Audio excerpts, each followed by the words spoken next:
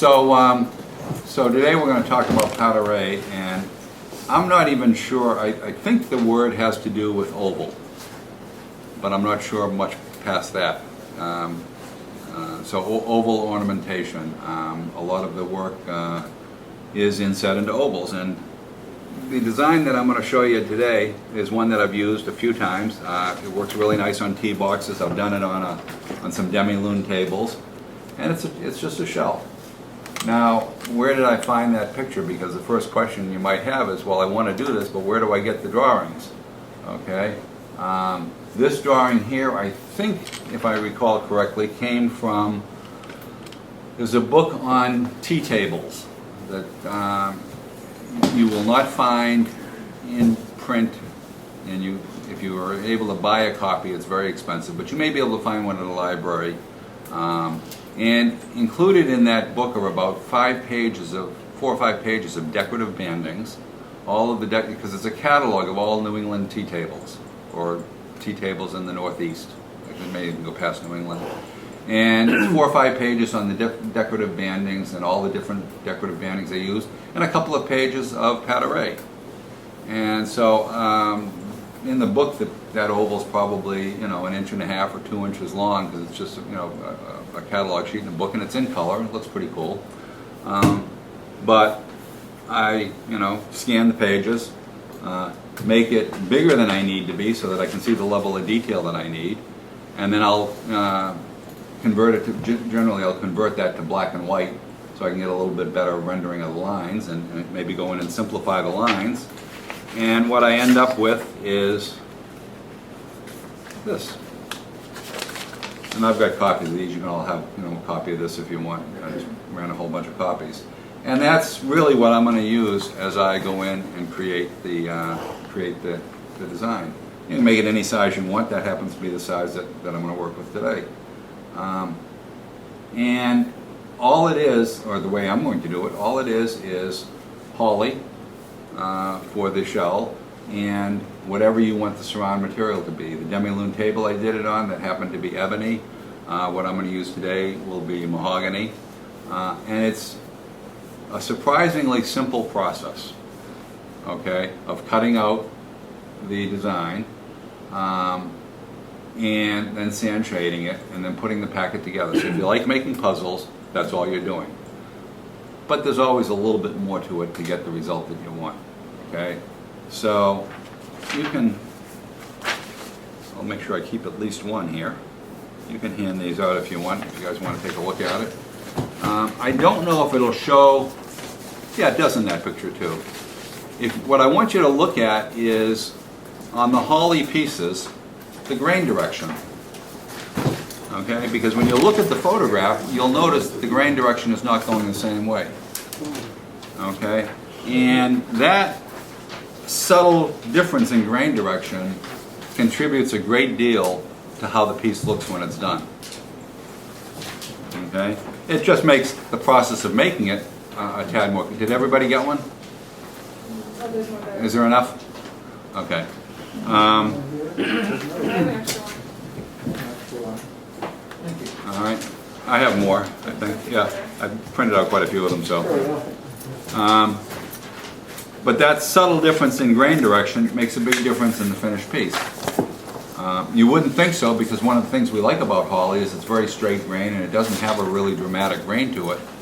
But when you get the finish on it and everything else, and you do the sand shading, you know, it makes a difference. So if you look at this piece here, of course, the mahogany, or the background material, the grain direction is going horizontal. This one here, it's got the segments of the outer segments of the shell, a little bit of a horizontal, but maybe tipped a little bit. The interior of the shell, the grain direction is almost vertical, okay? And this one here, it's running horizontal but counter to the first one. Okay, so the way I did that on the little sample that I've got here, okay, if you look at all this is the individual pieces, okay, you can see that the grain direction on here is going this way, this piece is going this way, these are going this way, okay, and now that's up to you, but that's generally what I do when you're looking at a piece like that. And you can tell again a lot from the original, okay, or from the photograph that you're looking at. All of that contributes a little bit to this three-dimensional effect. So when you go to make this, there are a lot of different ways to cut this out, to cut the pieces out. The one I would not recommend is a laser. Okay, and I know people that do it. Okay. Really? There's some pretty intricate marquetry work and inlay work that's being done with a laser. Okay, but it will leave burn marks all the way around the piece. I want burn marks, but only where I want the burn marks. Okay, not all the way around the piece. And I can always tell a piece that's been done on a laser. Okay, just like when we talk about, somebody's talking about the stringing here, on this, this would be typically a spice box door here. Okay, I can tell when somebody's done that with a router, okay, or not done it by hand. Okay, it will never look as tight if you've done it with a CNC or by to do it with a CNC and to have it look tight would be tremendous amount of work, because what matters are all of these intersections. So typically when you're doing work like that, and I'll come back to that later on, when you're doing work like that, you're inlaying a piece and then you're cutting through that piece to put the second piece of inlay in to get you that tight intersection. If you do it on a CNC and cut all the grooves, now I got to fill all those grooves and create all those mitered joints, and it's just almost impossible. And I've seen some really bad work by some reasonably well-known professionals that looks like crap. Okay, there's no shortcuts. Now you could do it on the CNC and route the one groove and fill it in and put it back on the CNC and try and register it and do it the same way. I can do it quicker by hand and without the noise. So same thing on this. There's you can shortcut it with the laser, but it's not going to look right. So how do you cut out pieces like that? Well, I'm going to use this, okay, the scroll saw here, okay. I'm going to be testing you, Elliot, with the camera there. I know all the time here. I'm going to be using the scroll saw, and I pointed to one scroll saw over in the corner, which is one that a lot of people have, which is the the DeWalt scroll saw.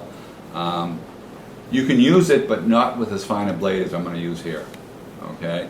This saw actually has a blade in it right now, okay, and I'll show you the blades. I'll pass those around. But you don't have to do it with a scroll saw. They certainly didn't do it with a powered scroll saw 200 years ago. So your other choices are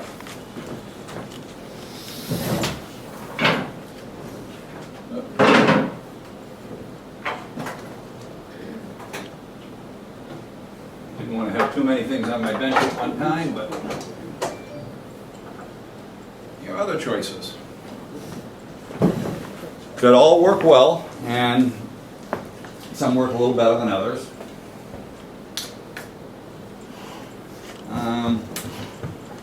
Available at Woodcraft for, I don't know, 15 bucks or something probably. Okay. It jeweler saw, fret saw. It takes a blade that doesn't have pins on the end of it, like a coping saw blade would have pins on the end. Okay, no, this is for no pins. Okay, blade simply clamps in.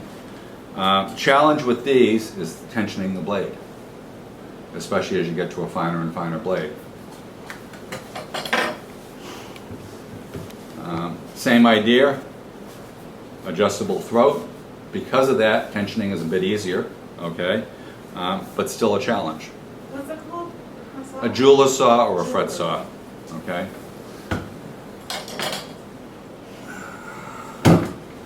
There are two people that make a saw like this that I know of, okay.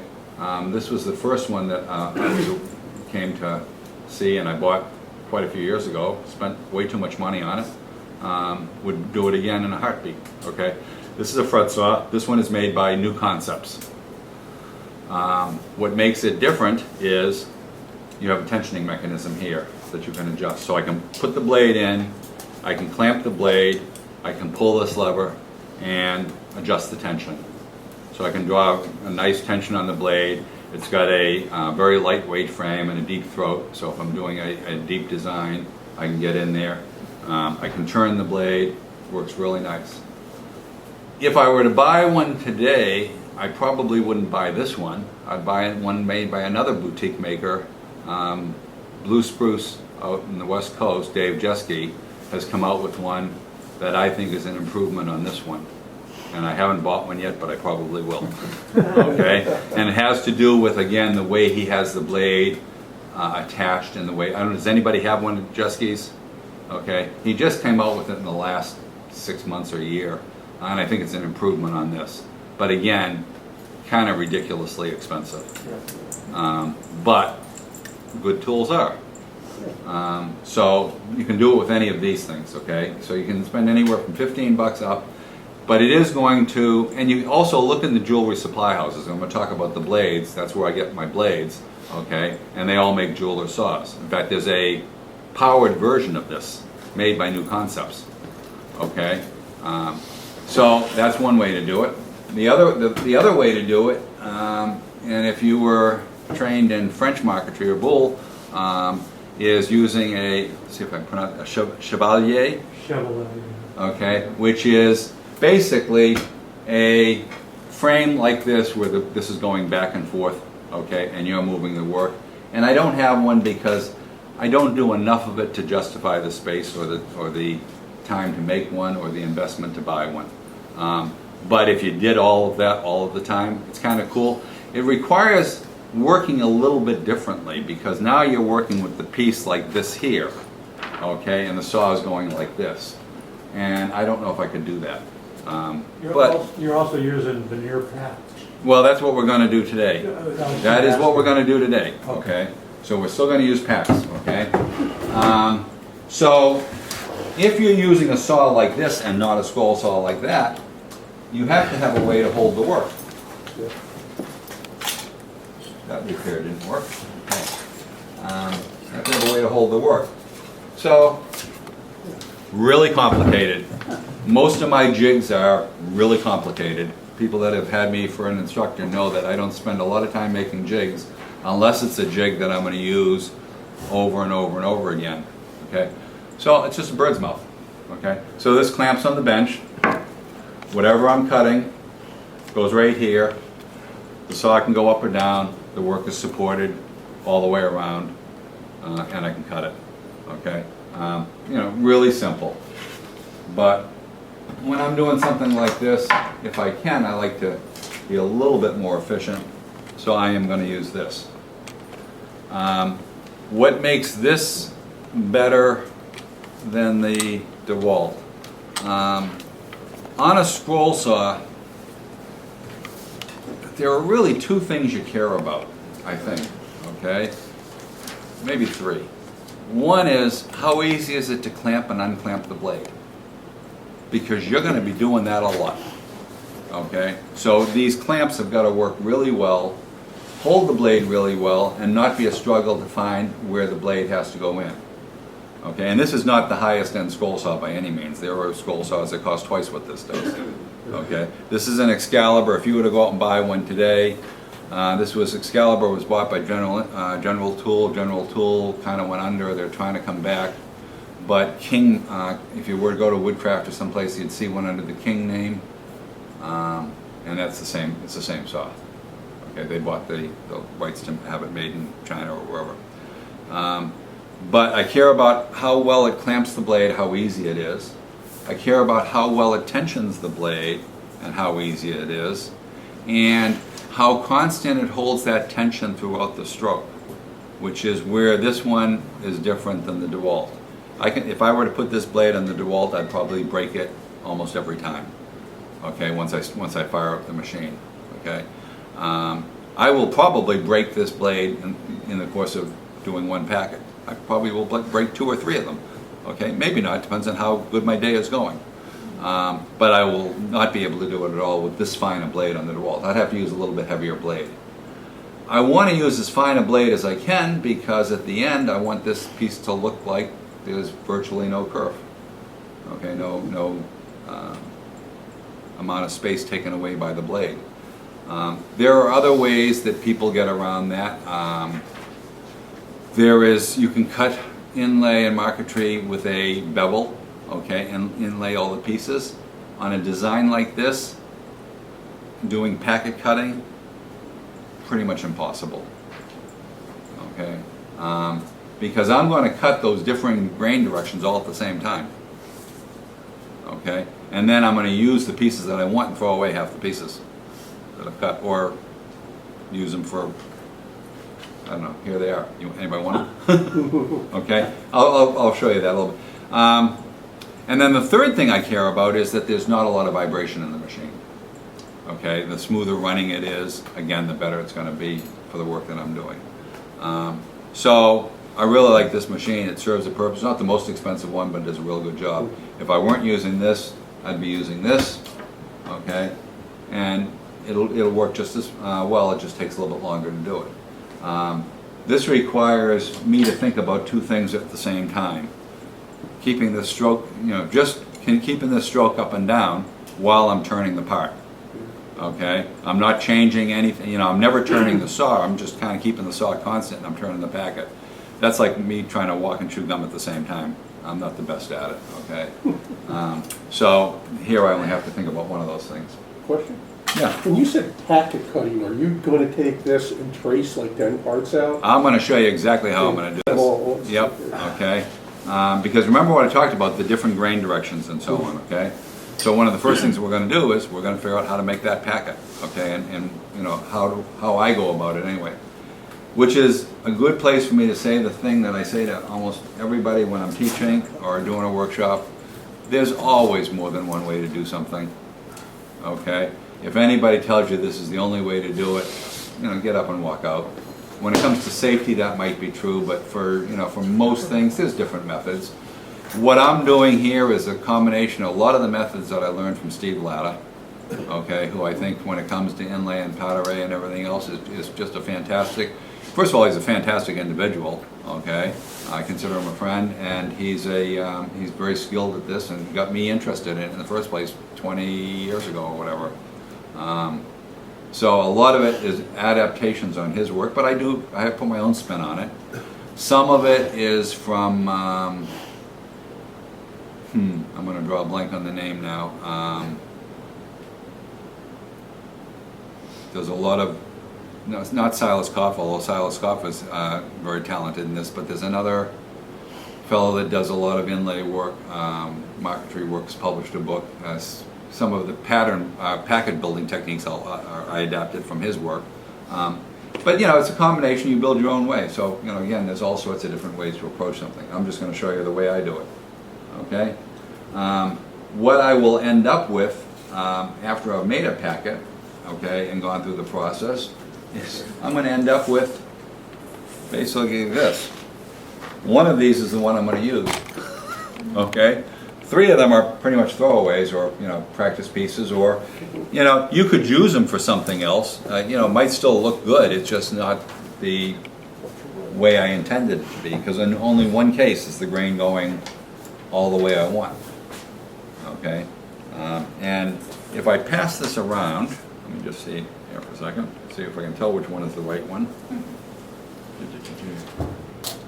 Let's see. You'd probably be happy with any of them, well, except for this one, that's obviously kind of funky, but pass that around and take a look at it. I think the pieces are all taped in place. And that's the result of one packet cutting session. Okay, and one of those would get used. Or it might be this one here. Anyway, so to do this, you need to have certain raw materials.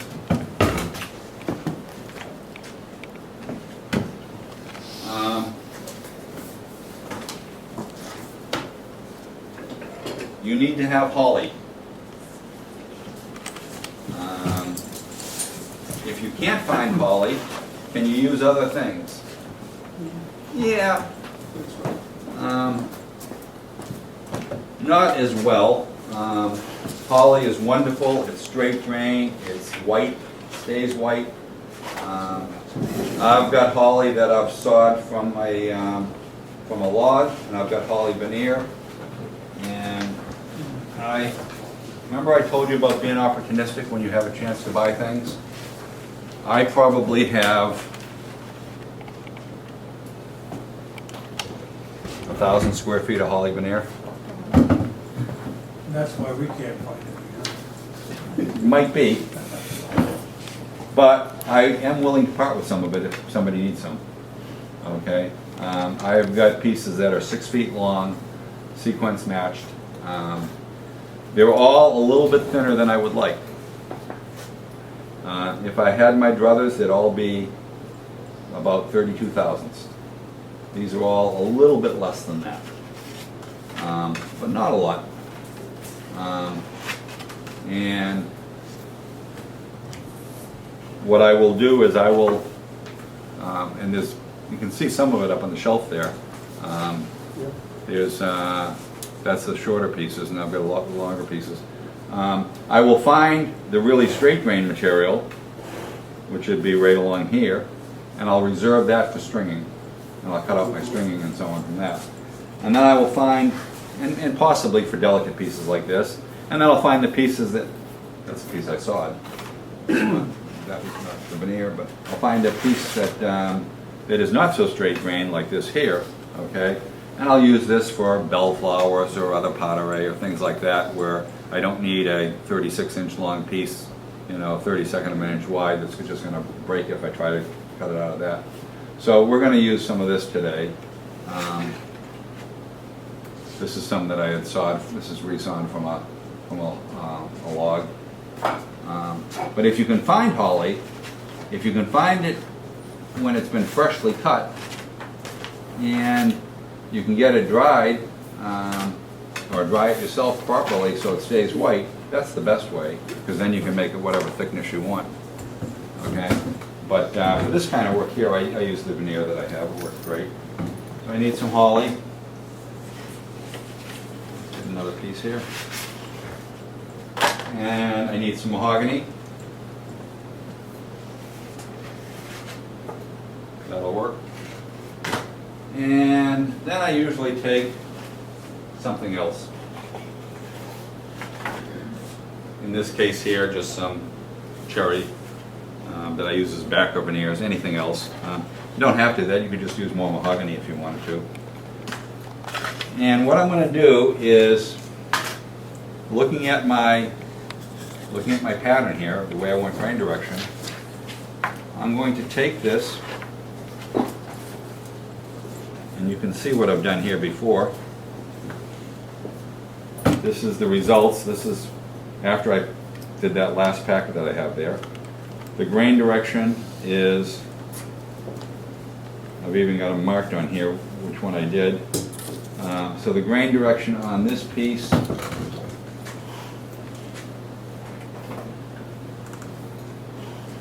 is going like that, slight angle. Grain direction on this piece, okay, opposite way a little bit, and one of them should be going more vertical. So I'll take, and I'm not going to spend too much time getting too fussy on this because I have other pieces to show you. I just want to give you the idea of building the packet.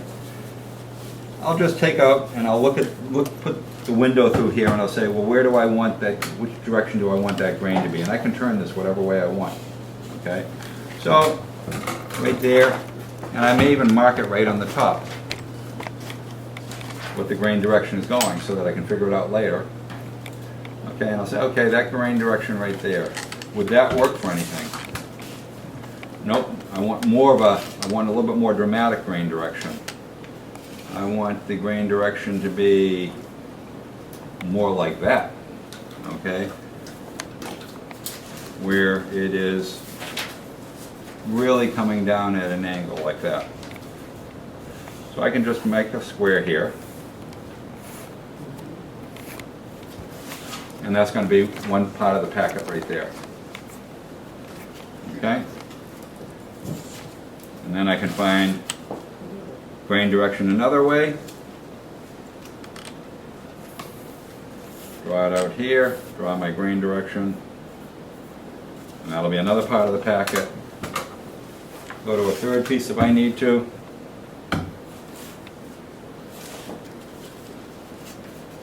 Let's see.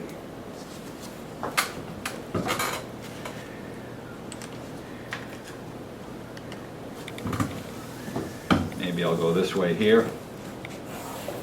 Let's do it for the sake of argument. All right. And my grain direction here was going straight across. Okay? However I choose to do that, I need a piece of mahogany.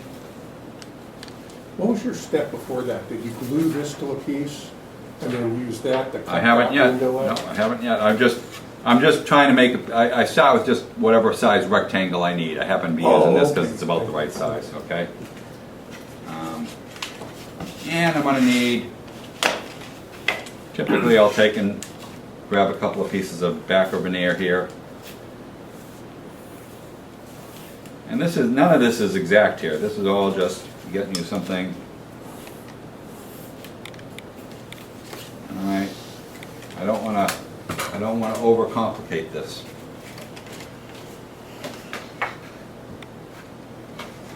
This over here for a second.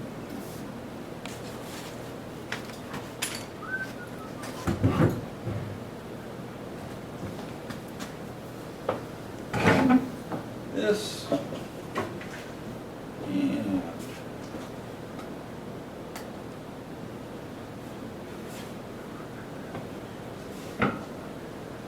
I have another piece of something here.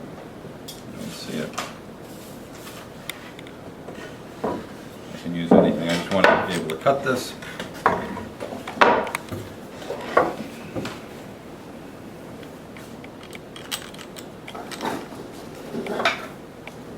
This will work.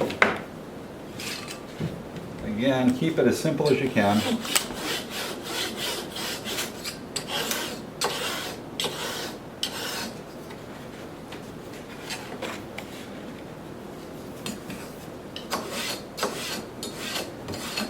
By now you're saying, I thought he was going to do some precision work. He's everything's kind of rough here. All right, and this piece here.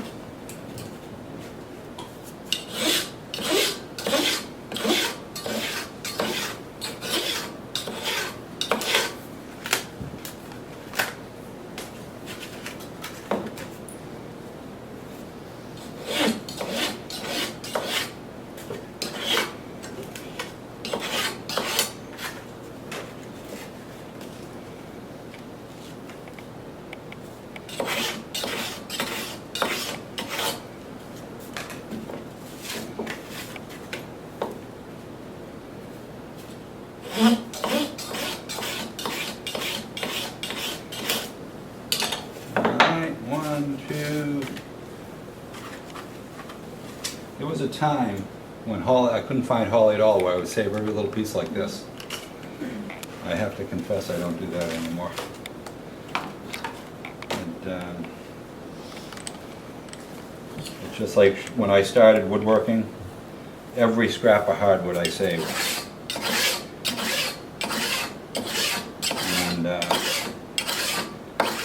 now my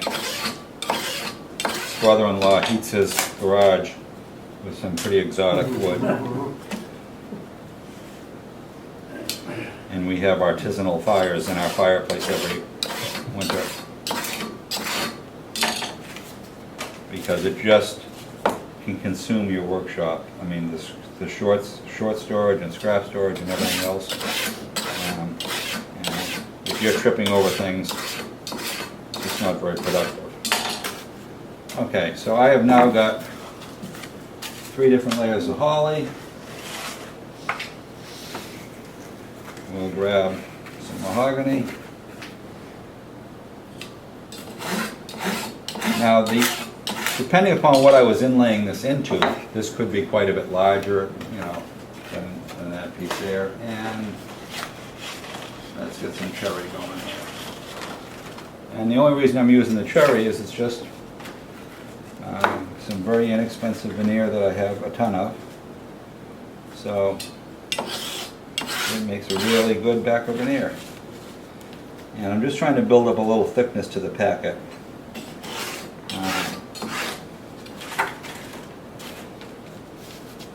Is there a limit to how thick you can cut it?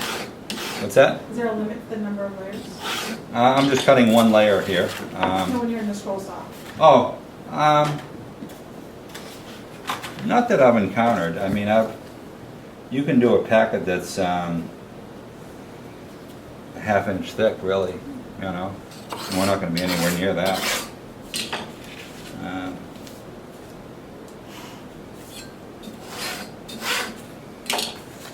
Okay, so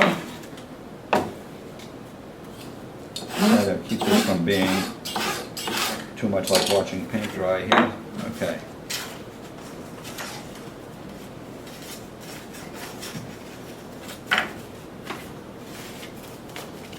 Take that, and then get rid of all this here, this under materials.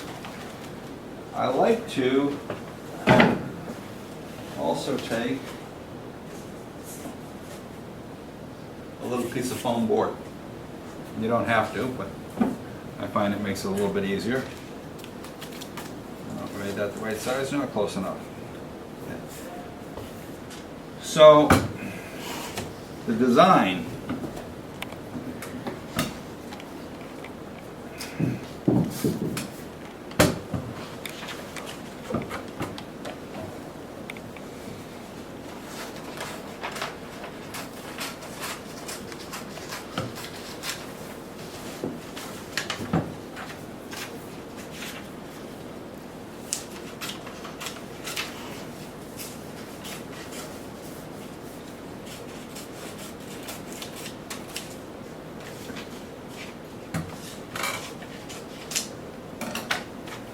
Going to go onto the cherry.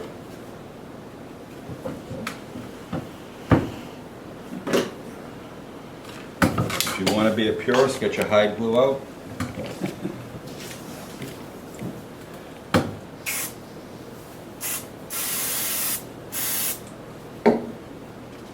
Except that's contact cement, right?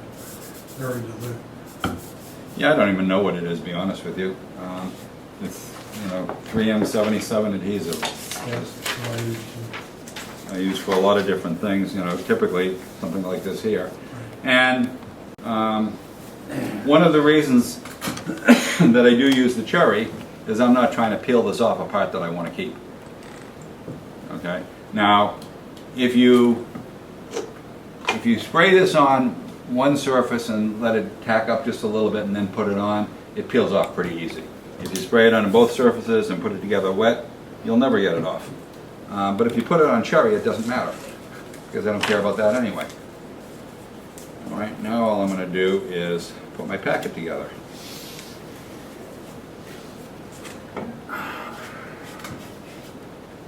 So, another concession to modern woodworking.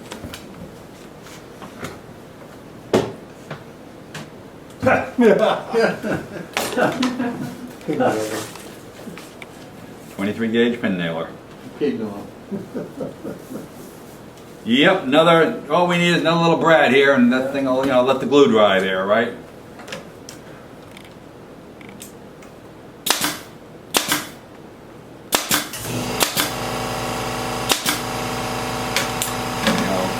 Go in here, should be going right through.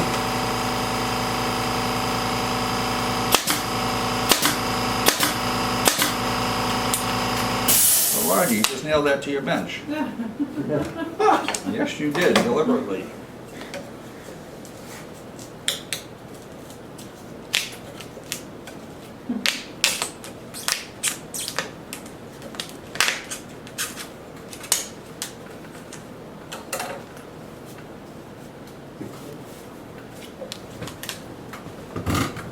So adjust the size of the pins you use? I don't know how long, those are 23 gauge, which is what that pin nailer takes, so they're really fine. You can use brads, but I just use a really fine pin. And that didn't work out the way I wanted it at all. That bench was stronger than the pins were. All right, let's try that again. I'll show you how to avoid that because I didn't anticipate that, but I don't usually do it that way.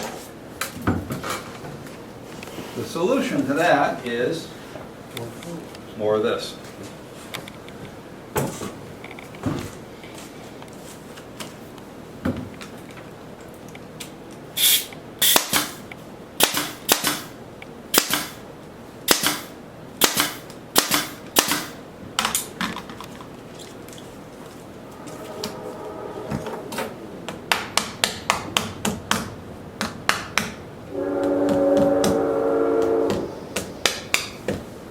I'm just trying to crimp those over.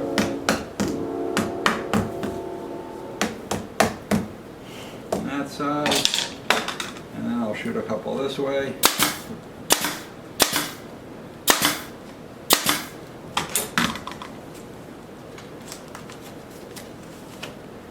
And Paul Church is the name I was trying to think of before, by the way. And this is kind of an adaptation of a Paul Church method. I'm just trying to hold the packet together, okay? Nothing really more complicated than that.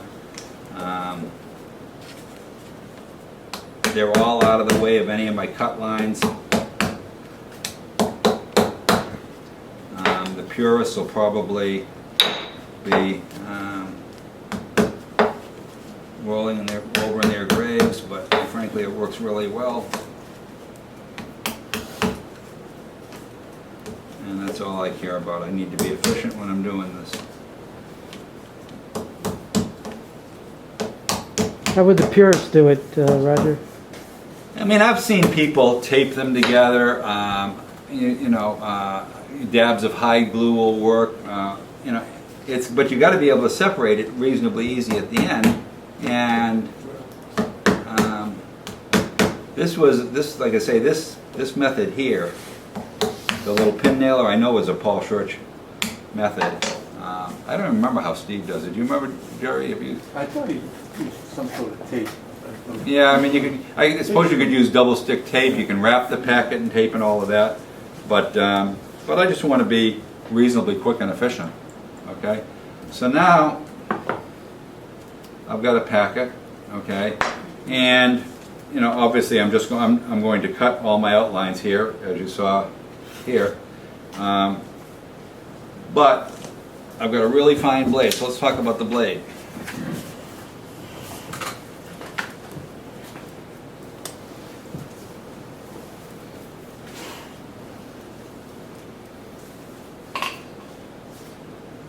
This is not the finest blade that I have. This is a 6/0. Sometimes I use an 8/0. Okay, I get them from Guesswine. From where? Guesswine, G-E-S-W-E-I-N. It's a jewelry supply place. This little tube had 144 blades in it. What was the name of it again, Roger? Guesswine, G-E-S-W-E-I-N.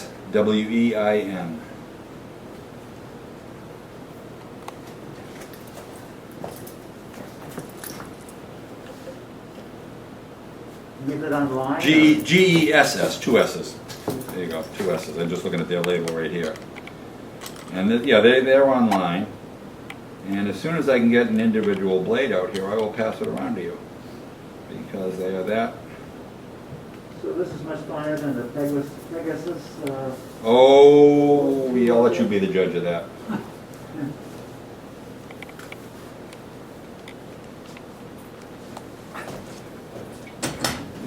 Start one around that way, and if you want, you can start one around that way. I think that's one.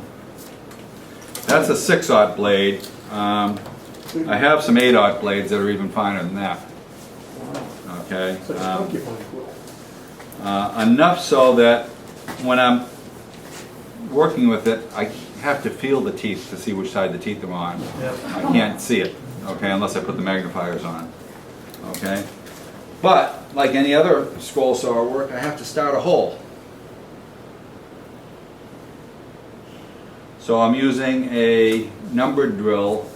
This is probably like a number 50 drill or something like that. when you get down below, you know, a 32nd of an inch and everything else, you're into the numbered series of drills. They go up to like number 80, okay? And you want to use a small enough drill that's big enough for the blade to pass through, but as small as you can. And if you go to the guest wine site, it will tell you for a 6/0 blade, use a number 55 drill or whatever it happens to be. And this is, so that's a really fine blade. Now, as I say, that blade will work in this saw. That's what's in there right now, okay? And listen to that. That's under tension. But I need to drill a starting hole for it. This is often the most challenging part for me, is not drilling the starting hole, because I'm going to use a little pin vise here to drill the hole, okay? But it's threading the blade through the hole and being able to see the hole that I just drilled, because sometimes I have trouble seeing the hole I just drilled, okay? So I'll pick a location on here where I think it, and I'm going to drill a few of these, a location where I think it won't matter much, like right in that intersection right there, okay? Because I've got some sand shading going on there, it's a corner and everything else, so I'll drill through there. So I'll just take this little pin vise and just use my hand to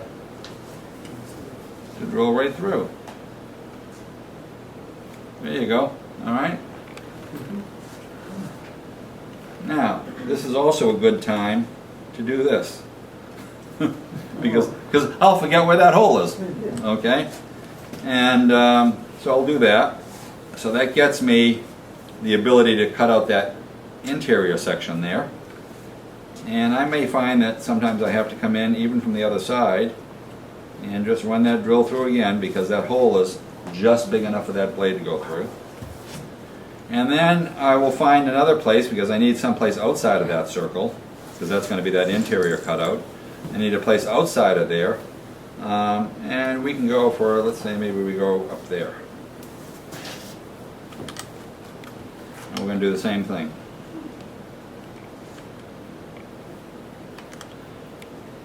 So what I'm actually going through is, what, 2 pieces of cherry, a piece of mahogany, and 3 pieces of holly, and a piece of foam board that doesn't count like much.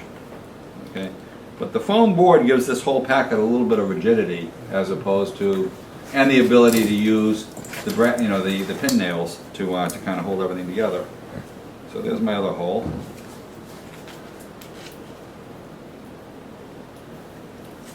All right, there we go. Piece of cake. Now remember, this blade has got teeth on it somewhere.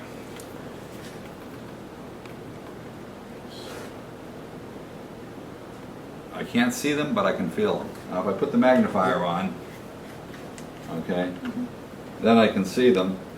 But I usually, even with the magnifier on, at least this is a 4 times magnifier, unless I put the 10 time magnifier on, I have trouble telling which direction the teeth are going. And I used to, when I was doing this, I used to focus on making sure my teeth were pointed down, and I realized it really didn't matter much, because I'm sure I got it wrong half the time, and it's still cut fine. It's such a fine cut in there that it's not like it's trying to lift the work off the thing. So, but just to give you an idea, I'm going to be threading that blade through that hole. There you go. Okay, so it does go through. Okay, and you're going to be doing that a bunch of times, and probably breaking a couple of blades. Now, when you're working with the scroll saw, I'll keep those there because I'll probably need them. When you're working with the scroll saw, one of the things that you will find is that blades break typically when you are trying to turn and you're stopped moving. So I guess, how do I say that better? Don't stop when you get to a turn. Keep moving, okay? If you stop and try and turn, that's when you're going to break a blade, almost certainly. If you keep that whole momentum going through the turn, you're going to be fine. The other thing is, when I start doing this, and I'm going to have a little magnifier there, and I may even wear the magnifiers when I'm doing this, I would be cutting, particularly if you're doing it by hand, you're going to be trying to follow that line. You know, so that's a reasonably precise line going around there. And I would notice that I'm deviating from that line. My line isn't perfectly, you know, and I would get really, you know, upset and worried about it and everything else. Well, yeah, it doesn't look straight when you're under 10 times magnification. Believe me, it's not going to show. You know, you'd have to be off quite a bit. So don't lose sleep over the fact that you've deviated from that line just a little bit. Okay. First of all, nature's not perfect. Okay, shells aren't perfect and everything else. It will look fine. Your first few might not. So then you have to think about, now, which is the order I'm going to cut this out in? Okay, because as I cut this, the pieces are going to release from the packet, and there's no more 23 gauge pins holding them together. So I have to think about the order I'm doing this. I also have all these little lines right here. Okay, some of which I will make and some of which I probably won't bother with. Those little lines there are actually just saw curves. Okay, if you look at that piece, you know, that I passed around, you'll see that I cut some saw curves in there. But I didn't, you know, I didn't stress about how many I did in any one. I may not have done it in this, in the major outline here, that piece there. But you just put those in. Okay, and you can put those in at the end when it's just the individual piece that you're keeping, okay, or you can put them in when it's the packet, okay. If you put them in when it's the packet and you go through too far, okay, it's just going to tear apart on you. So like the ones in this center section here, I would wait and I would put those in at the very end, okay, and I might even do those sometimes by hand if I'm worried that the piece is too fragile. Okay, some others like this here, yeah, I'll put those in at the, you know, when I have the opportunity. But in terms of the order that I'm going to cut, I will cut out typically this center section first, then I'll cut out this section here, and then I'll just work my way along cutting out each one of these sections. And have a Dixie cup or a little tin tray or something to put the parts in. Because when I cut this section out, I'm going to be cutting out 2 pieces of cherry, a piece of mahogany, and 3 pieces of holly. And 1 or maybe 2 of the pieces of holly I care about. One of them I probably don't care about, and the mahogany and the cherry are just throwaway. So, you know, I just put them all in a little cup there, and at the end I figure out which is the grain direction that I want.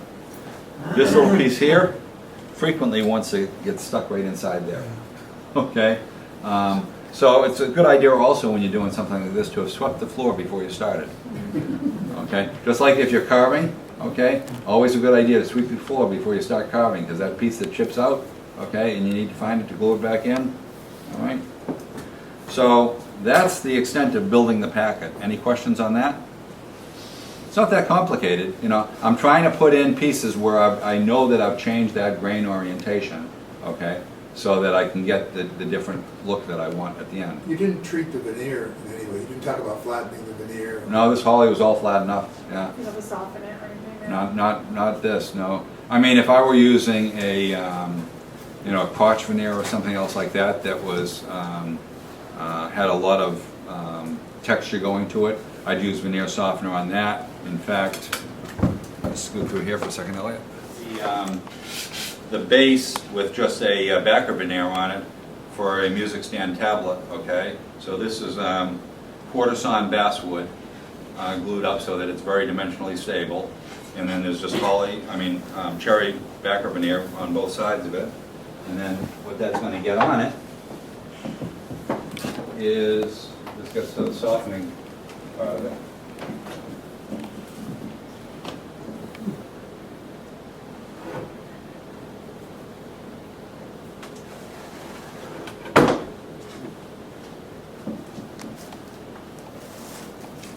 Okay, this is the feature panel that's going to be on that.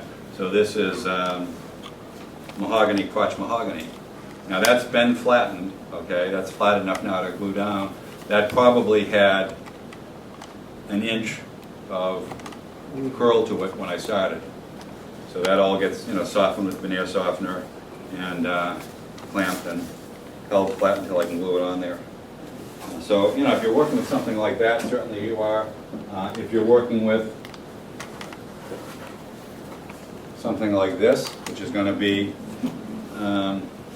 the feature panels on the Portsmouth side table that I'm doing for a client. This is white birch crotch, okay? Can't buy this anywhere. This is, I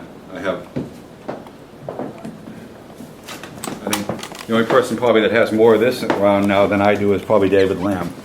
And if you saw the SAPFM journal, that's what this is, but this is white birch crotch, so if I were doing something like this, I would have to flatten this. Now this is all resawn, and I keep these sequence matched. This is number 4 out of a series of probably 30 or 40 leaves I got. This is some of the most spectacular that I had, that I've ever gotten in, so this is going to get used on a particular piece. Why can't you buy that anymore? Nobody takes the trouble to make it. It's a lot of labor, and it's a lot of luck, I guess, to find pieces. You will, for every 5 or 6 white birch crotches, I might get one that yields something usable, and this is probably 1 out of 100 that's this nice. Okay, in terms of the feather and everything else. I mean, I can put some alcohol on this later, and you get an idea what the feather. Actually, I'll do it right now. You get an idea what the feather looks like. You'll find when I'm doing any kind of presentation, I digress all over the place. That's just the way it is. Do you use a vacuum press on some of this? These panels? I won't for this. Not for what we're doing today, but No, for this prop, for the stand. for the music stand, yes, yeah. Not to flatten it, but to actually do the glue To up. actually glue it on. Do you use white glue or do you use? Depends on what I'm doing. I'll use either yellow PVA, or I'll use one of the adhesives, Unibond? the Unibond cold press. Sometimes Unibond 800, but I use that a little bit less now. That can be troublesome if you don't maintain the temperature exactly right. That can be a little bit of a trouble. And sometimes I'll use hide glue, but there's the figure that we're looking at on that. Yeah. And that's just really, nice tight feathers. And and I have other pieces that are real small, but it's another one of those things. When you get it, you have to kind of get it milled. And this is milled up nice and thick, so I'll be able to use this and scrape it and get a nice piece out of that. Anyway, for that I'd use veneer softener to bring that piece down. And you put it between newspaper and flatten it overnight? Yeah, and I'll several layers of, usually I use brown craft paper, veneer softener, flatten it, take it out, replace the paper,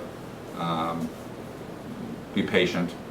If you try to do it too quick, you'll crack it. But anyway, this here, of course, the holly is flat to begin with. One of the nice things about holly is it's really cooperative. So we've got the packet like that. So let's see if we can't scroll something out. Let's see if this actually Roger, works. did you evolve to 6/0 and 8/0 blades to improve the quality of your work, or did you start with those from the get-go? On this here, I started that level because anything bigger, the curve's just going to be too big. I mean, it's too big for what I want. Okay. I mean, that's a good question, George. Here, this is a number 2 Olson blade by comparison. So these you can get anywhere, and this is still a reasonably fine blade, and you can do nice work with it. It's just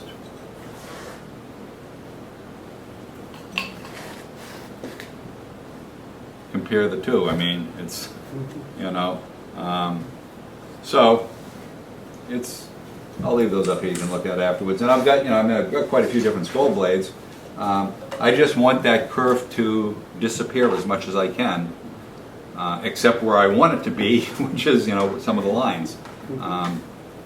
So yeah, I've been using that even before I had this one. I was just doing it by hand. I started with the 6s and the 8s, And I think they even go finer than that. The 1/8 is as fine as I've ever used, but I think jewelers may even go finer than that. I could be wrong. I'd have to look at their website.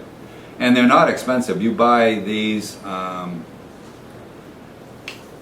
you buy them by the dozen or by the gross. And I want to say, a dozen blades is $4 or $5 or something, maybe, if it's that much. Do you do any bevel cutting? Not with this, because again, I wouldn't be able to get all the pieces to go back the way I want them to, okay? There are certain, if I'm just doing there's a real simple dogwood flower hanging up on the wall there, just like a really simple one I did as a demo for somebody, okay? And that you can do bevel cutting, so it just depends on the nature of it. But the packet cutting here, I'm just doing it straight, okay? And that's just the nature of the packet cutting. So let's see if we can actually make a cut here. So I mentioned the ability to tension the blade on this one. One of the things I like on this. So I'm just going to release the tension here and unclamp it and lift the arm up and see if I can successfully thread that in there.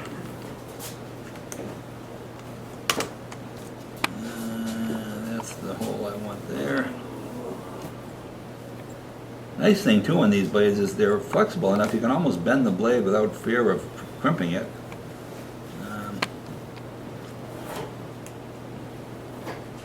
You just saw me a minute ago put a blade through that hole, so I know it works.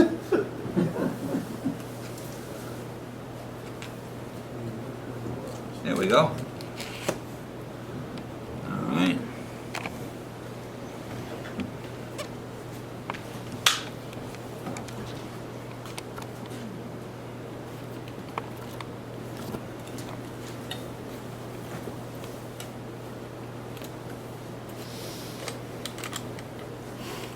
This does not work for old people, but we do it anyway, huh?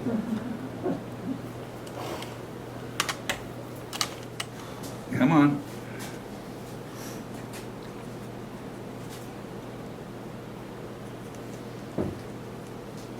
If it doesn't go through from the bottom, you have a choice, because you see it's not wanting to go through easy. You can take your little pin vise, and in case anything shifted just a little bit, just run that through a little bit, or maybe even get some sawdust in there. Run that through, or you can take the blade out, unclamp it from the bottom, thread it down from the top. I try not to do that because the bottom clamp is a lot harder to get to. So the other thing that makes these look the way they do, look three-dimensional, give that desired look to the piece, is when you sand shade it. You guys have probably all seen sand shading before, most of you have, so I'm not going to teach you anything you don't already know, probably. Let's see.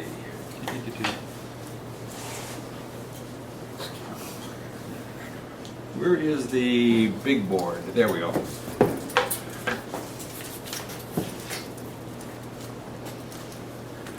All right, let's see if we can't go through the steps on this a little bit here.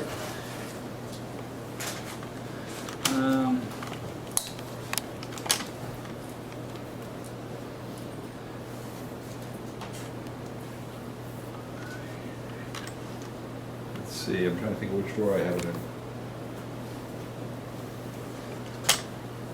I don't know, what are we looking for? Marking knife, sharp knife. Ah, Sharp knife. You think you have everything you need and you don't.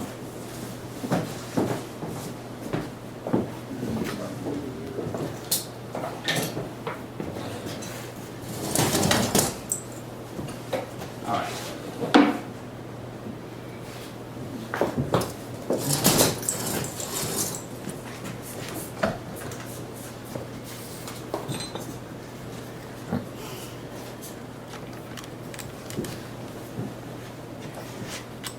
I was thinking about the Period Furniture Group, and you guys are doing an amazing job, and Elliot, I commend you for the role you've taken with the group.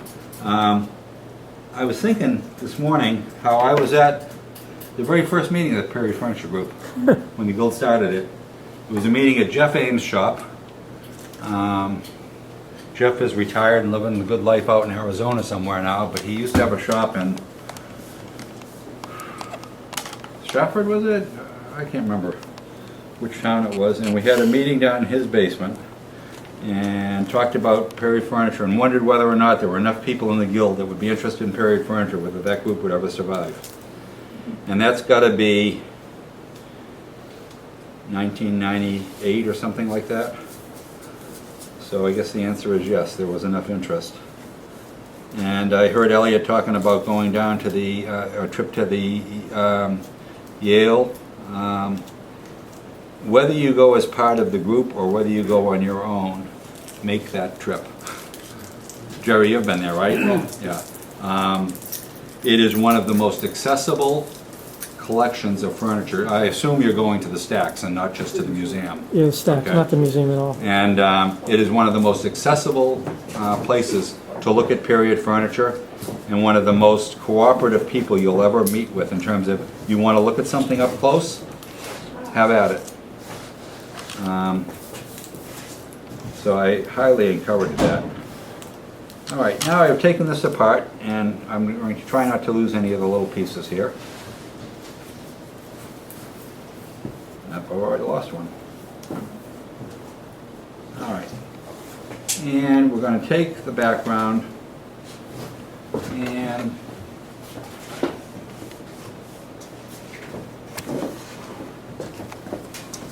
Oh, he's back. I wanted to use regular hide glue in this because it dries really fast. And the liquid hide glue, one of the disadvantages is it doesn't dry really fast. But my hide glue wasn't any good this morning, and I didn't have extra here, so I apologize for that.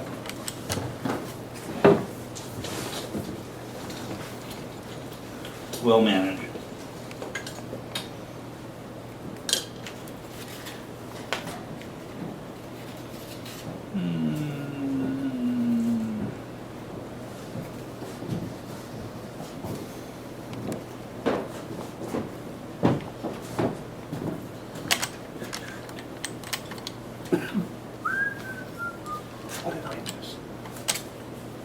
Roger's jokes. Okay. What's that? Randy asked me what he missed, and I said, you missed one of your brother's jokes. Oh, aye. Jokes. So he'll tell it again. Jokes? I have no sense of humor. Ask my daughter.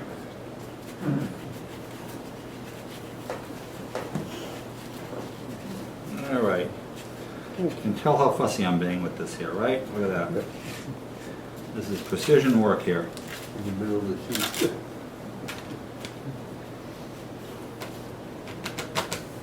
All right. Are you gluing it down like permanently? Well, depends on the hide glue. That's a joke. That's the expectation anyway. So in real life application, is this like what you're using? Yes, in real life, I would be gluing this probably onto another piece of mahogany, okay? And I would be using regular hide glue, hot hide glue instead of the liquid hide glue, because I would want to be taking advantage of the fact it dries really quickly. Now, one of the nice things about Patrick Edwards' liquid hide glue is he's added something to it so that it doesn't dry really quickly, which is a disadvantage for what I'm trying to do right now. But that's all right. What I want to get to is what we're trying to make, which is this right here. Okay? So when this is all done, this will be glued on, and I'll have twice the layer of thickness here so that everything is glued to something else, so that I have a little bit more substance to it, okay? And generally I would do that so that the bottom layer is cross-grained to the top layer here. It's not what I just did here because I'm just doing this really quick. But so my grain direction is going here, my bottom layer, the grain direction is going to be going vertically, okay? I'm basically making plywood, right? Okay? And then, and I'll get to that part right now, when I am done with everything being glued together, sand shaded and everything's glued in place, I'm going to take the way I do it, I'm going to take an oval of whatever shape I want. Okay, that I have probably made on my CNC machine because it makes them really accurate, okay? But you can cut them by hand however you want. An oval of either 1/4 or 3/8 inch MDF. And I'm gonna, it could even be plexiglass if you want to get fancy. And I'm gonna locate that oval over this piece right here. All right, and then I am going to cut the veneer to match the oval. So if I double stick tape that oval to this pattern that I have right here, and I go to my router table with a spiral bit, I can cut that exactly to the shape of the oval. Okay? I can then take that same oval and go to the drawer front or the box top or whatever it happens to be, and I can use that with a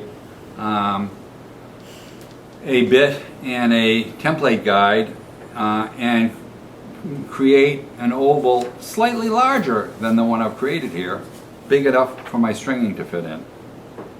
Or I can, what I do is I have a separate oval, okay, that is bigger than the first one by the amount of the stringing, because I can make them that accurately, so why not, right? So then I have the recess that will hold what I've made right here. That's not going to work too well. We'll work around it.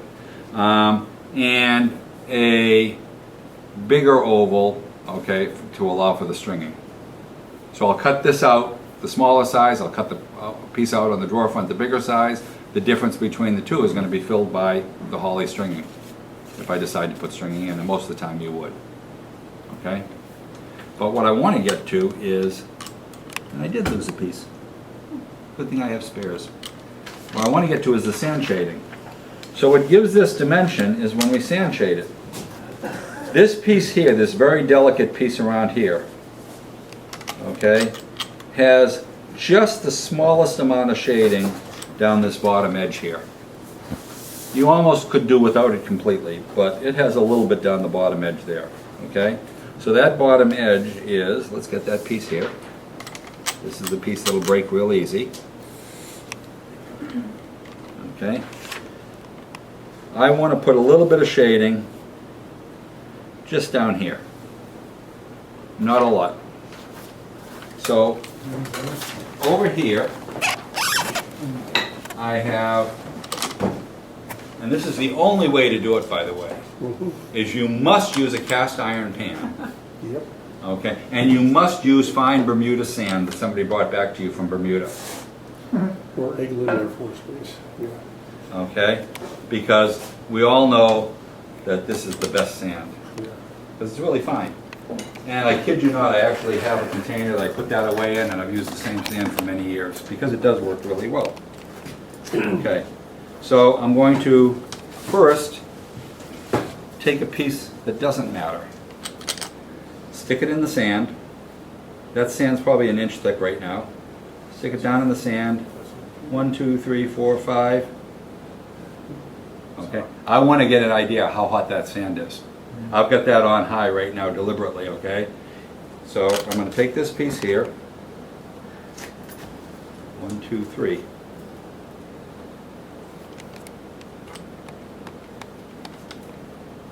It goes really fast. Okay? I'm done with that piece right there. Okay? I'm going to set that here.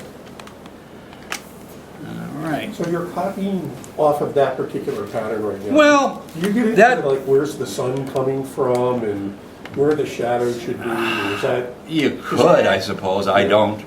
I mean, you could. I don't see any reason to do that. I mean, the original looked really good, right? So, if I were doing my own design, I'd be thinking about that, yes. Okay? But here I'm just copying an original piece. So I already know that I really like the look of that, and I've made enough of these that the hide glue didn't work, so we're not even going to worry about that. Okay? So that piece is going to now get inserted into the pattern.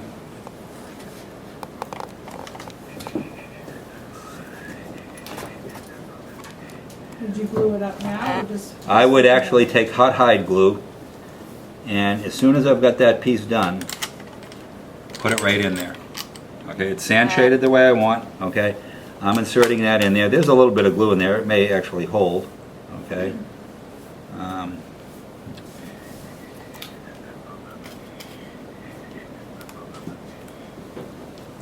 This stuff just dries. The urea that he puts on it, which most people would consider an advantage for time, is just working against me here. I want that to be drying instantly, and it's not gonna. Okay, and then I'm gonna take the center section right here. Now, I wanna look at this, and I wanna say, where does that get shaded?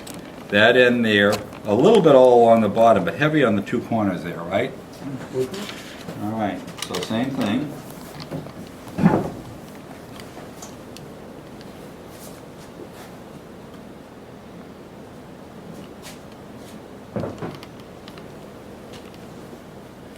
And the difference between shaded and scorched and burned is not a lot.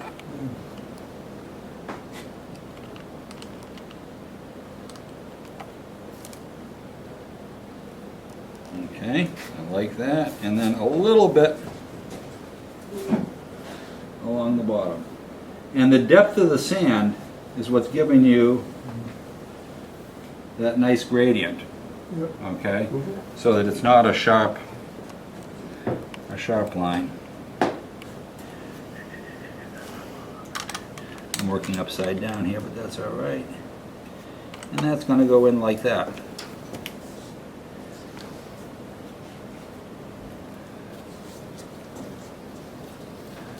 Okay, and the glue is going to go up into those little curves there. Now each one of the shell segments, okay, gets done typically on the bottom edge here, and then on a corner where they overlap on the opposite corner. So here, here, and maybe a little here.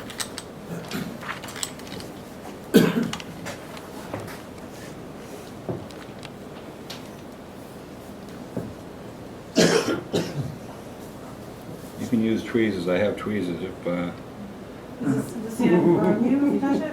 Oh yes. It's not hot. Yeah.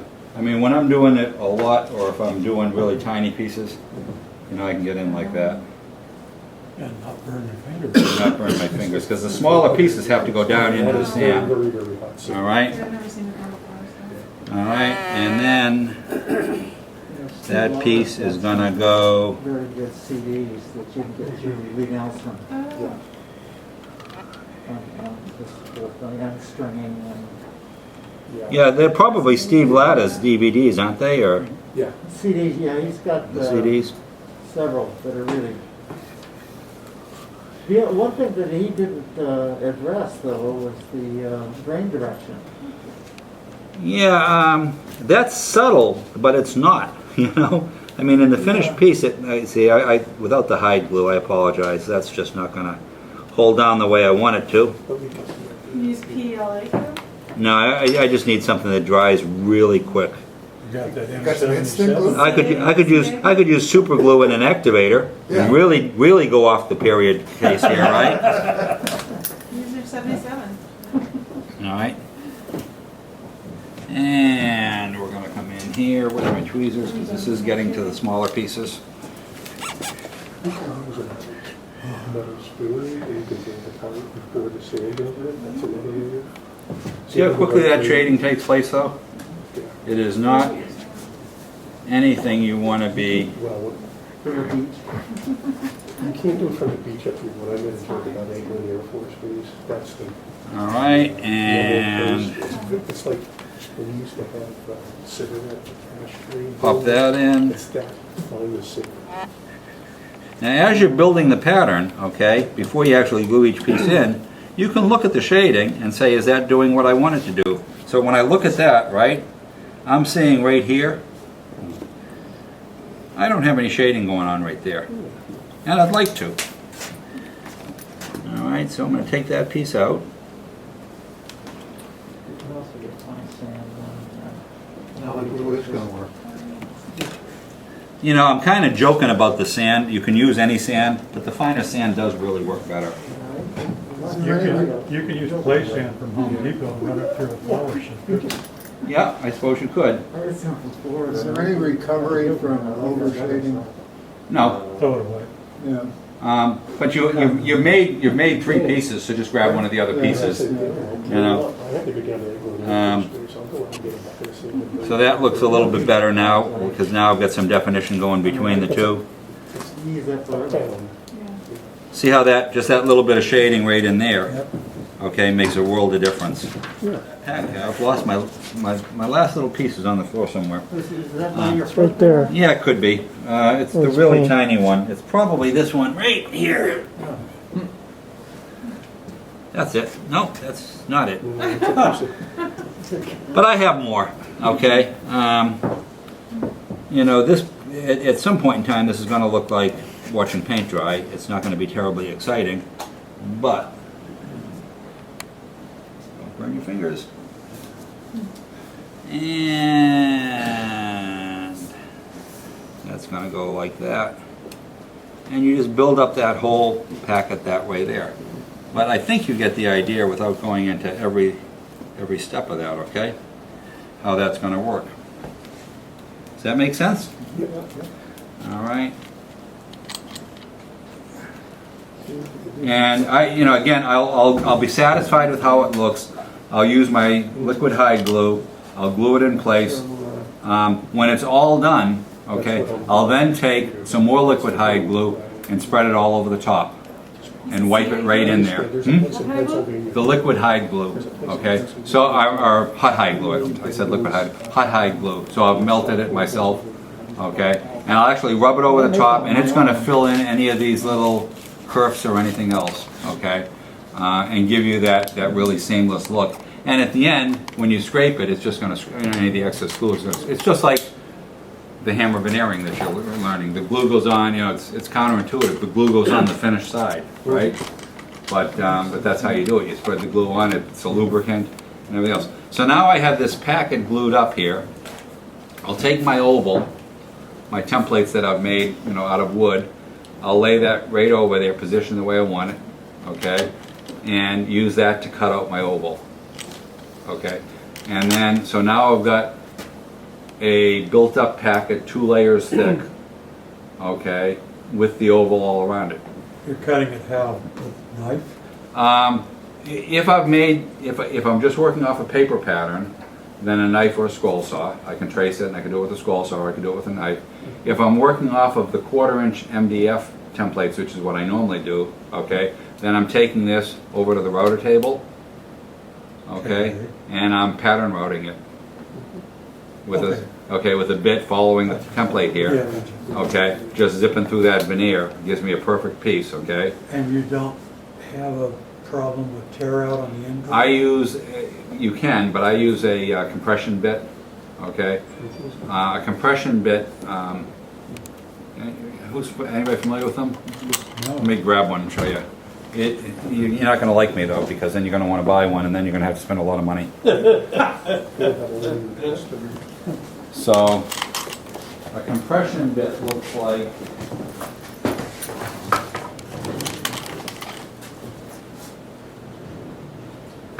this here. It is like a spiral bit that can't decide which way it wants to go. Oh, it's got both. Okay? And they make them with top bearings or bottom bearings, or in this case, both bearings. Okay? This is made by Whiteside. This just doesn't care. It's like a helical head on a machine. It really, I mean, can you get tear out? Yeah, you can. Keep in mind, we built this up with 2 layers of veneer cross grain, so that helps. It just doesn't tear up. Okay? And it's a very thin cut that we're taking. And before, I mean, I'm not going at this, before I've actually cut this oval out, I've bandsawed it or scroll sawed it to about the shape of the circle, leaving just a trim cut to be made, okay? Then I'll make the trim cut. Then I will take that piece there and work usually on a piece of foam board like this here. Take my stringing, okay, bend my stringing around it, glue my stringing to the 2-layer oval that I have here, just using push pins to hold it in place, Mhm. okay, while the glue dries. So where do you apply the glue? Just on the edges? On the edge of this, okay, so that, this here, okay, put some plastic tape down on this so the glue doesn't stick to it. Just glue around the edges of that. As the string goes in, that glue is just gonna bond that string to the edge there. At the end, it's just a little scarf joint, okay, to blend it together. Do you use a lattice technique of heating the stringing? Depends on how tight the bend is, okay? Around this, if it were this tight a bend here, yes, Okay. okay? And what I use is, You can also just wet the stringing. yeah, you can. You got to be careful when you start wetting things because then they shrink and swell and do different things. But you can. What I do is use, I don't have a hot pipe with, propane torch or anything, needle craft, and it's for seaming clothes. Yep. Okay, and it comes with 2 or 3 different ones. You can see there's a bunch of hide glue stuck to the bottom of that, and or maybe shellac stick or whatever else. But I take this off, and I have a little piece of pipe that I put inside here. And then I just do my stringing around that. It's electric, so it's nice and easy and neat and everything else, and so I'll use that for doing the stringing. And then it's like I say, it's just get that curve approximate. Do you stay at a 30, when you do the banding, you can make it and build it up to whatever size, but what looks the best? You stay at a 32nd like that, or do you get fatter? So that right there, okay, that's kind of my best example. Yeah. That's all a 32nd of an inch, Yeah. okay? I do most stringing at about a 32nd of an inch. That's what I like the best, okay? Heavier than that, I think gets to be too heavy. There's a Federal leg sitting back on one of those. I moved it earlier. It's sitting back there somewhere. Again, it's got the Federal style stringing on it. It fell behind. Yeah, it's behind that bird's eye probably. I saw it. There. Okay, so that's 32nd of an inch too, okay? That's what I like the most. I think heavier than this starts to get clunky, but that's me, okay? Do whatever you like. On this, a lot of times what looks really nice, depending upon, again, the pattern and what you're looking for, is to do a holly, followed by an ebony, followed by another holly. Ooh. Okay. The holly bends really easy. Yeah. The ebony doesn't. I will break So, 4 or 5 before I get one that cooperates. well, you take a pipe approximately the right size, or you put something, You know, you in know, my make something and you wet it, wrap it. yeah, the ebony I do wet, by the way. Yeah, I absolutely wet the ebony, and I'll break probably 4 or 5 for every good one that I get. And you'll see, I got it probably in the drawer over there. There's a bunch of little pieces of curly ebony that get almost all the way around, you know, and it just didn't go all the way. Okay, and it's just okay. Put that side, and, you know. You pre-bend it. I'm going to keep walking in front of your camera. That's just the way it is, Ellie. I'm sorry. It doesn't matter. Um, Roger, when you route that oval, yeah. the bottom layer is just one of the pieces of backer veneer? Is that what's on the bottom? The bottom layer, it can be anything. I usually do it out of mahogany, out of the same thing as the finish, okay? But it's the last layer of Whether veneer. you're attic or It's the not. last layer of veneer. It's not another piece of veneer. I'm sorry? It's not another The piece of soldering iron. No, it's veneer, yeah. What do you have So it would there? just be, I mean, I would just take a piece of that mahogany and everything else. What do you use? So let's see here. The other To day, Michael's the- point here. every time I've already said it, You know what this bag is? This is all ebony. Because I've never found a piece of ebony not worth saving. I feel like it's gonna fall out. There you go. for the. For I mean, I knew there'd be some in there, okay? Because there's a piece that didn't cooperate, you know? I've already. And there'll be a lot of those. That was a heavier piece, you know, that was particularly troublesome because it was going heavier than normal. But the ebony doesn't always want to bend. The holly's pretty cooperative. The ebony, less so. But that looks really nice when you do the holly, ebony, and holly again around that. But whatever you end up with, I'll have a second pattern that I'll use. It'll be the opposite, where this will be like this here, a solid piece of 1/4 inch MDF.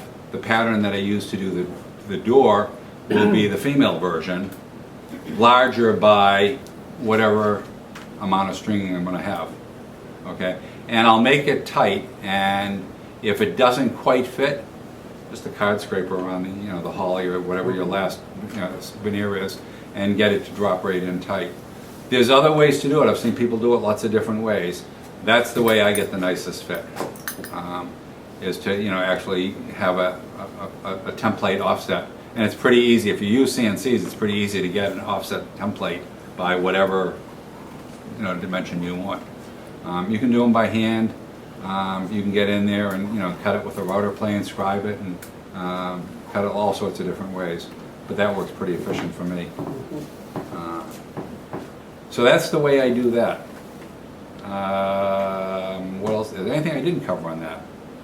The little saw slots that you see on on these pieces here, you have to be careful when you make those.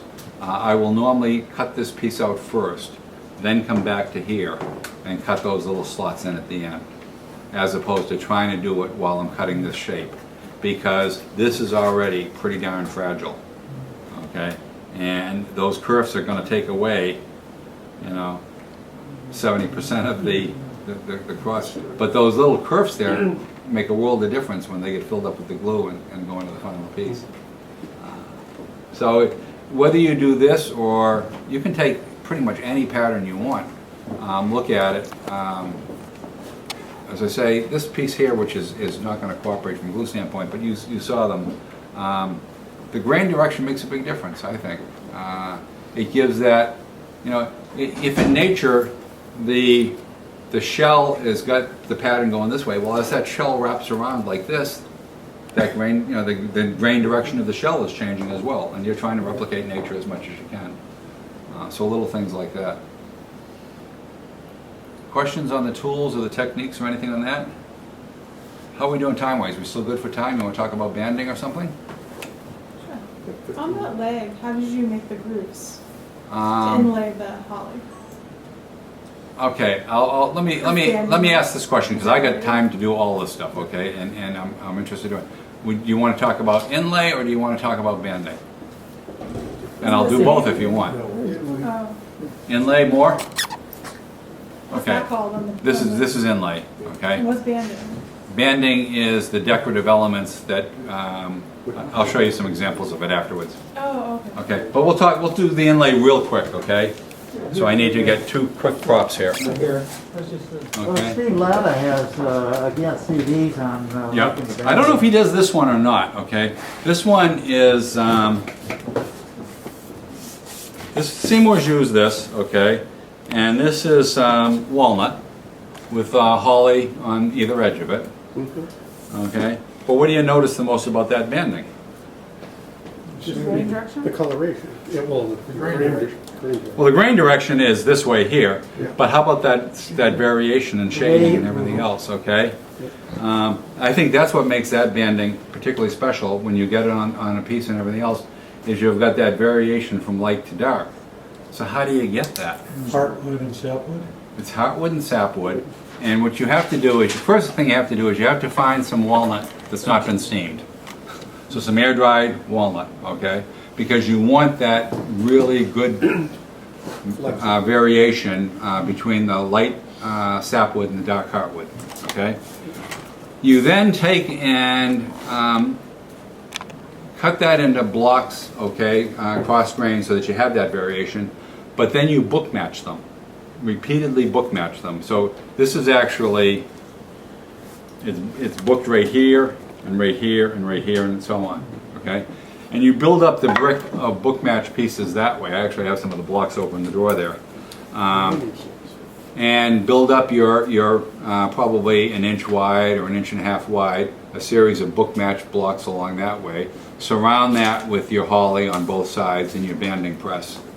You guys know what a banding press is? George, there's one on underneath those 2 festool cords behind the table. sitting on the festival, there's a 3-inch banding press there. Thanks. And so this is actually one of the simplest bandings to create, but one of the most dramatic when you put it on a piece of furniture. It really, really looks sharp. Here's what it looks like. Well, here's what it looks like if you lost the binding on one side of it. If that holly didn't stick. Yeah, thanks. So when you're building bandings, and Steve Latta does go into this a great deal, as do other people, you want to have something like this, which is what you're going to construct your banding in. Okay, it is just a press to be able to glue the segments together. Banding is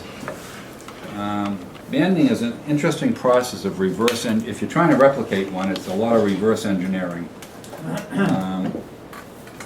This is the banding somebody asked about. That same table that had that little sawtooth banding there on it also had this around the top edge. Okay, and I'll pass this around. This is just holly and ebony. This is about as true to the original as you can possibly get, including the color. Although if you go, the table is a table made by Langley Boardman about 1815. If you go look at the original right now, that blue that you see here is faded to almost non-existent, maybe just a slightest shade of green. Okay, but we know that this would have been the color blue that would have been used. In fact, I checked with Brock Job on this when I made this to get his opinion on the color, and yeah. And the way we know that is because there are pieces that have been made where the banding has fallen off. And you can see the back side of it where it didn't fade. Okay, so in that same time period, 1815 thereabouts, War of 1812 was over. Patriotism is rampant, and red, white, and blue is all over the place. So you had a lot of red, white, and blue showing up in bandings. But this is this looks like a really complicated banding, and it's deceptively simple. How'd they dye the holly? Did you dye it yourself? I dyed that myself, and I dyed that in a vacuum chamber. Okay, so I put the holly strips into a little chamber that I have and drew a vacuum down on it with the dye in it, so it would penetrate as deep as I could possibly get it. How they did it back then was they used metallic dyes, which probably would kill you now if you used them. Cancer in the state of Yeah, you know. Anyway. But the color's right, okay, which is what I cared about. And that banding, because it looks like it's really complicated, and because it looked like it to me when I went and measured the piece and photographed the piece, is actually deceptively simple. One of the tricks on banding, or one, I call it a trick, but is when you are looking at the face of the banding here, you should not see any end grain at all. It should all be face grain. Bandings would be really easy to do if we could have end grain, okay? Because you just turn the pieces on edge and glue them together. But that's not the way it works. So this banding here actually consists of, I'll call it the binding veneers, the holly on the top and the holly on the bottom that kind of hold everything together. And then there is a rectangle of dyed holly, that blue dyed holly. And then you see a square of holly, a square of holly, and you see this segment in the middle there with all the ebony and holly going on. Okay, that is actually a holly surrounded by a piece of holly surrounded by two pieces of ebony. I only have one piece of ebony here, so I'm going to do it in reverse. But now I have two pieces of ebony here. Let's grab a piece out of here. I've got the whole box right here. Imagine you had something like this here. All right? But I'm making this 2-3 inches wide. My grain is running this way here. Okay? This segment that you see there, which looks like it's a whole bunch of pieces, is one piece that's this way, one piece that's inverted this way, and one piece that's back this way again. Okay, and the piece that's in the middle is what creates that vertical piece of ebony on either side of that. So really, when you build this up, it is not as complicated as it looks. But you have to stop, say, okay, when I'm doing a banding, this is the end product. What did the step immediately before this look like? Okay, so back up one step. So I slice this out, and the way I do it is I actually draw it out. This sliced out of a brick that's this wide, right? So let's extend all those pieces. I don't have any good pictures to hand, but that's it right there. Okay, so that piece has got a lot going on. This is just some shop photos of it. On my website there's some studio pictures of it. But it's a crotch mahogany top, solid crotch mahogany top. There's the blue and white banding around the edge of the top. There's that sawtooth banding. Here's just a black and white ebony brick banding. Bird's eye maple. Crotch birch. Australian she oak. That's a lot going on in that table. But that's exactly like the original. Okay? The only thing that was different was the original one had a drawer that was divided into about maybe 8 sections, something like that. The other thing that's interesting on this piece is, what do you see for a doorknob? A drawer pull? There isn't one. Just a key, just a lock and a key. It was a lady's table. That's right, yeah. Okay, so she would have kept her personal papers in it. Okay, so but that's a piece there where you got to have a little bit of There's almost too much going on, but not quite. And when we first did that, I thought that, and I made that blue and white banding, I thought that was just going to be garish, and it looks great. It looks really good on the piece.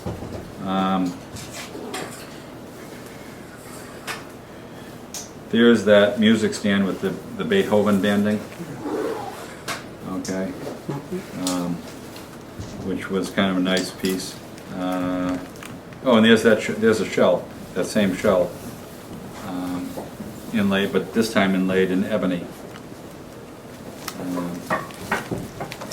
So it's somebody told me one time though that you can really get carried away with some of this stuff, and you can just put too many elements in there. It was probably somebody like Jerry Osgood or something that said it, because you can really overdo it.